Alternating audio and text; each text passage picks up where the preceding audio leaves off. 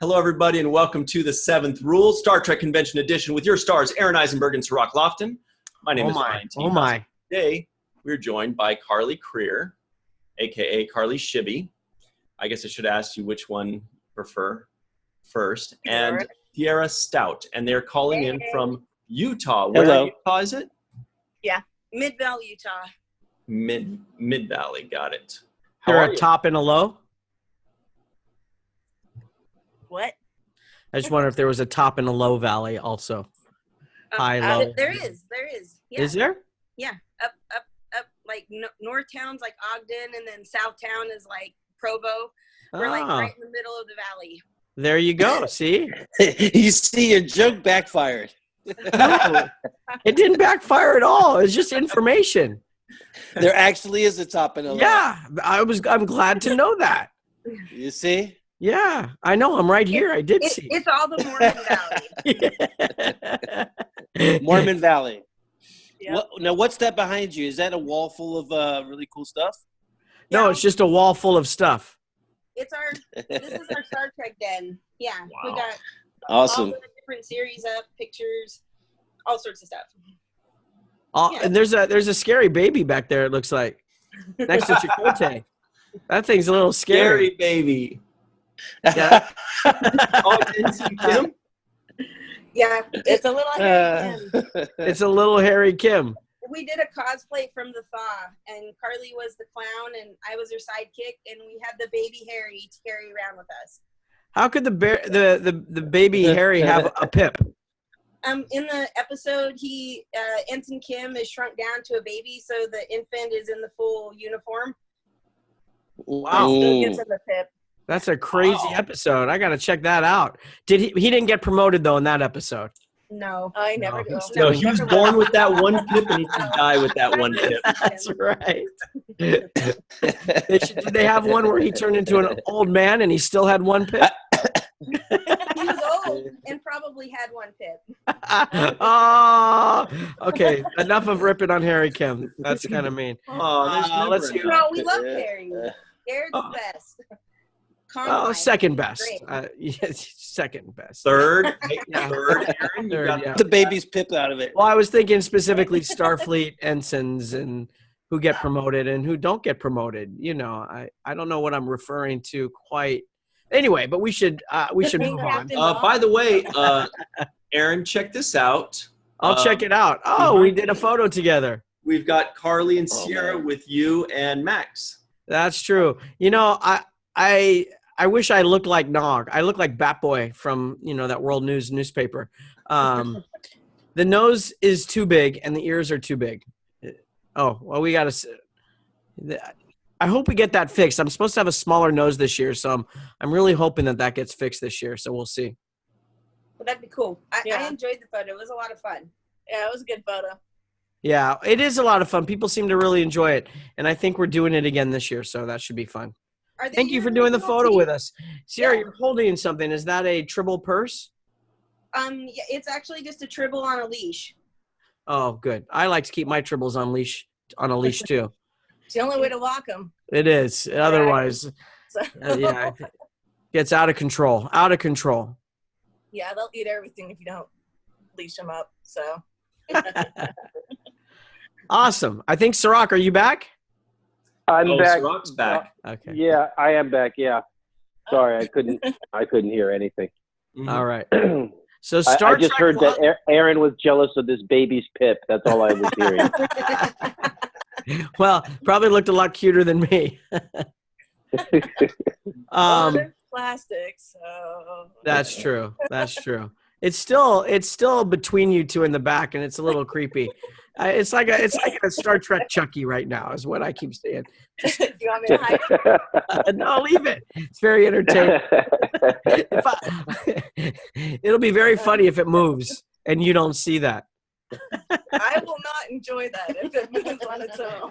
But we will. We will enjoy that. Yeah, I'm sure something will happen then.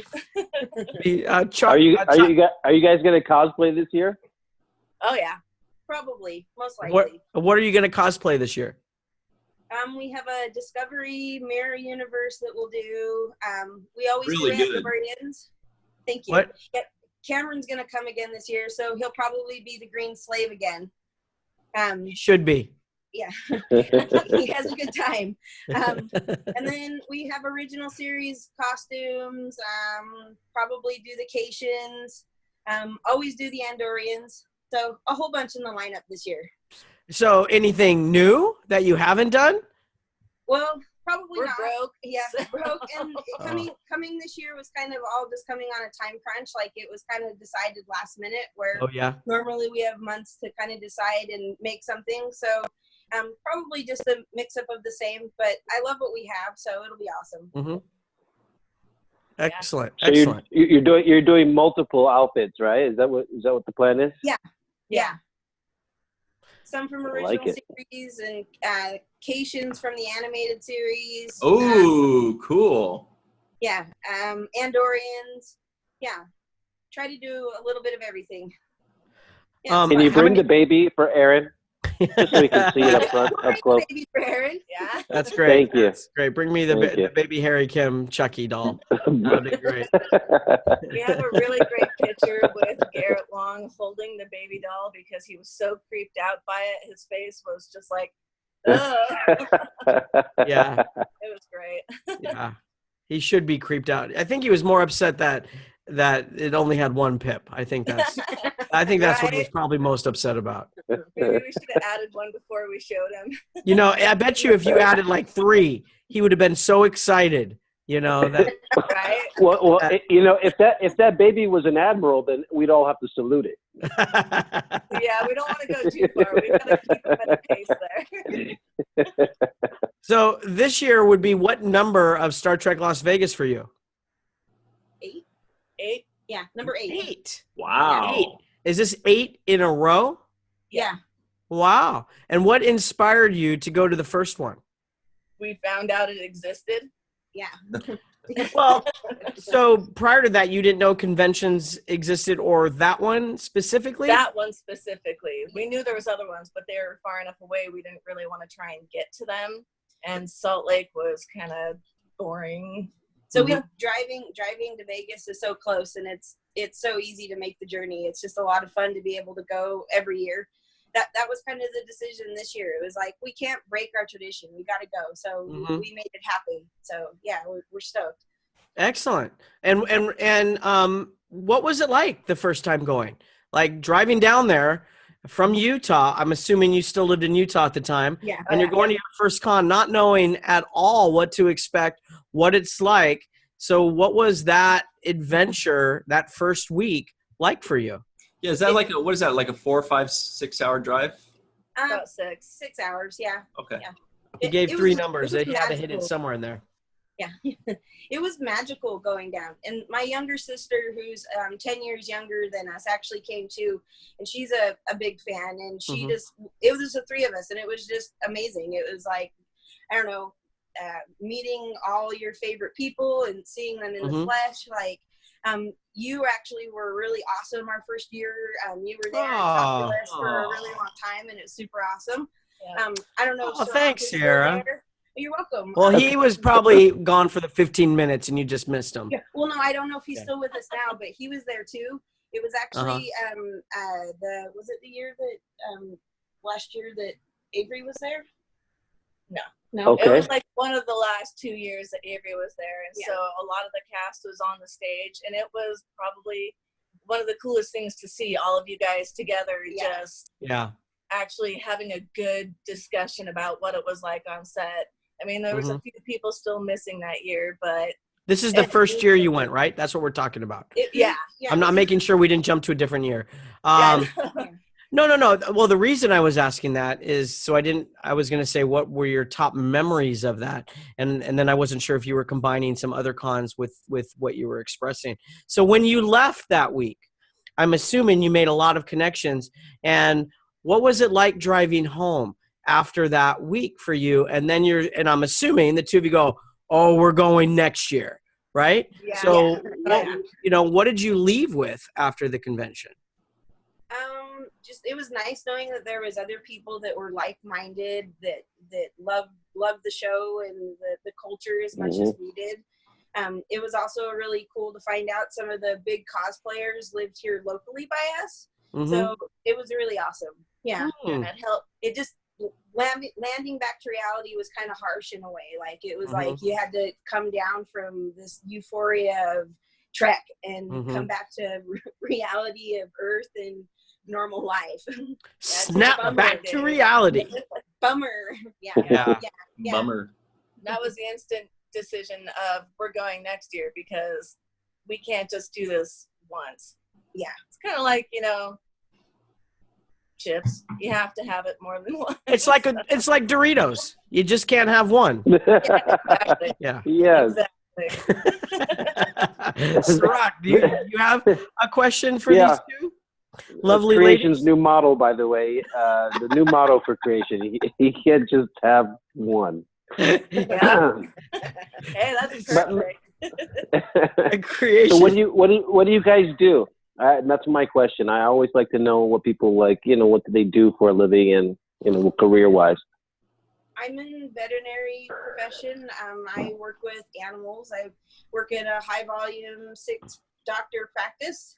It's pretty crazy, but we love cats and dogs and all animals. But not I do alligators. pets.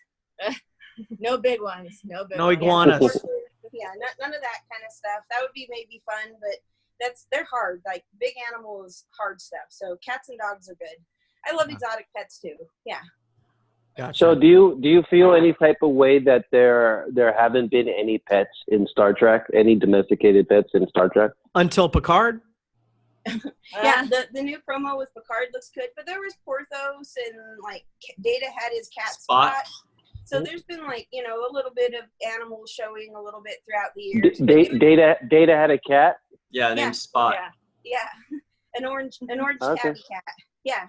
But I think it was cool with the new CBS series with Picard that they're having that influence with the bully breeds, because that's a passion of mine, and I think it's really cool that they're going to show that. Oh, and we didn't get Carly. What you do? What do you do work wise and keeps you busy and helps you get ready for the following year at Star Trek Las Vegas? That's nowhere near as exciting. I just package and ship large orders to Amazon for a local company that makes stickers and like labels for your warehouse, things like that. Gotcha. Labels. So. Excellent. Well, but it is good. I mean, like Sirach, he likes to hear, you know, what your background is. And where did you both grow up in Utah? Did you move to Utah? So you both grew up in the same Mid-Valley area? Is that what it's called again? Mid-Vale. Mid-Vale. Yeah.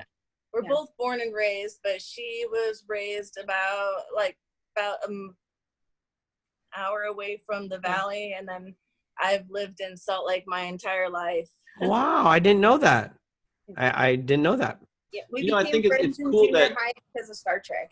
You know, I think it's cool that with when Sirach asks everybody what they do for a living, what's cool about it is that so far nobody's given anything near the same answer. Like, you know, if you're trying to like score at home, like what type of people like Star Trek, and we're finding out that it's all types, you know, from all different walks of life, all different cities, different countries. Some have funny accents for some reason. Like you? And they're all, yeah, I do. And everybody they come from all these different walks of life, and there really isn't, you know, and that's what's cool about Star Trek is that it's so universal that you have people from, you know, all these different careers and lives that all gather around, and they come to the Star Trek convention in Las Vegas, and then we all just beat with the same nerdy heart for 5 days or 6 days. And right. Have a big old party for nerds. Oh, what did you say? Sorry. The big old party for nerds. Totally. And Sirach. Sirach's not really a nerd. I am a nerd. I founded the chess club at my school, so I think that qualifies me. Wow. That's absolutely nerd. Yeah, you know, nerdy. I was 6th grade champion of the chess tournament in my school.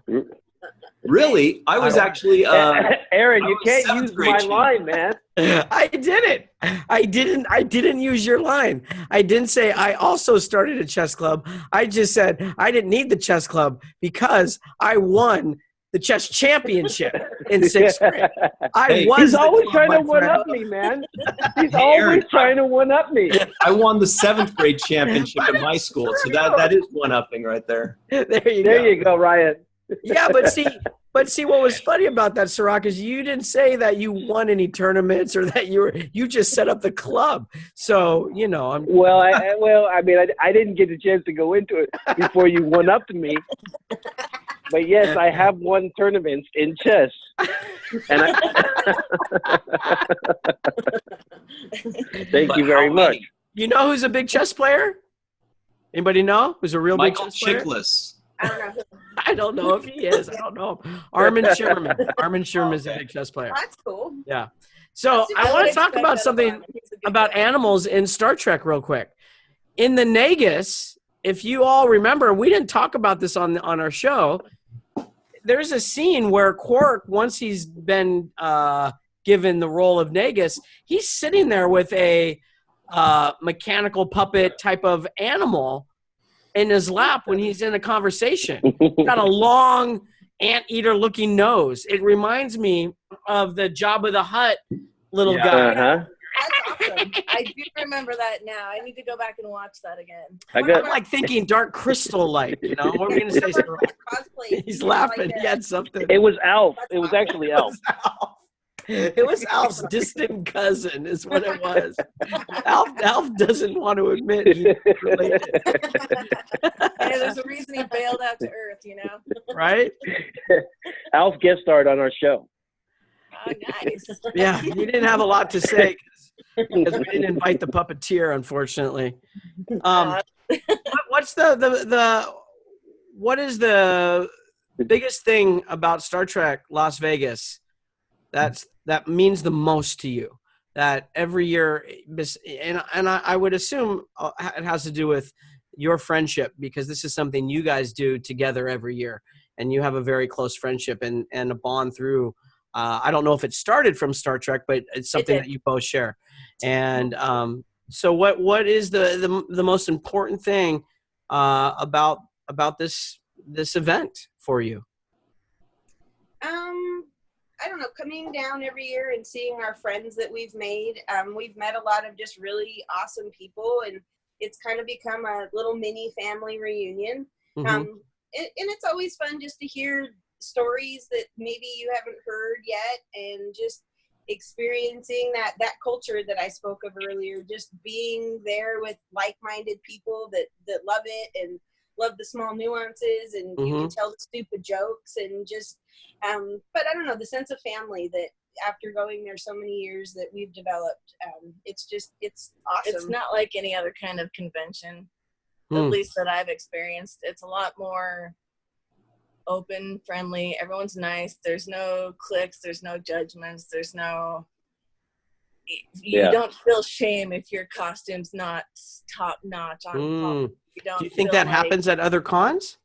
I've seen it before. I've gone to the FanX or whatever they call the Salt Lake convention that's going on here the last couple of years. That's too bad that happens there. I would like to hear that what people love so much about Star Trek Las Vegas isn't isolated at Star Trek Las Vegas. Sure. That it's at all the cons, because we're all connected. And while we may not, be able to reach, Oklahoma all the time, or Florida or New Jersey, but that same love that brings everybody, the love of Trek that brings everybody together, that common denominator has what you are saying Las Vegas brings to you.